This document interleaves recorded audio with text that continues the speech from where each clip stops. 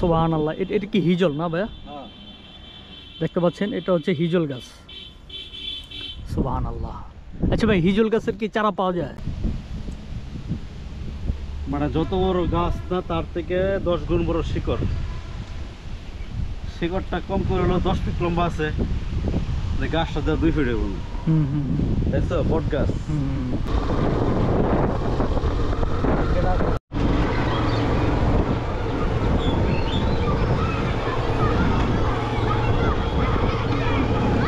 Amtala ideal school and college. সুবহানাল্লাহ, আমরা এখন আছি ধামরাই একটা জায়গায়। এটা খুবই সুন্দর একটা জায়গা। দুপাশে লেবু বাগান এবং তাল গাছ, ধান ক্ষেত, মানে সব কিছুই আছে এখানে।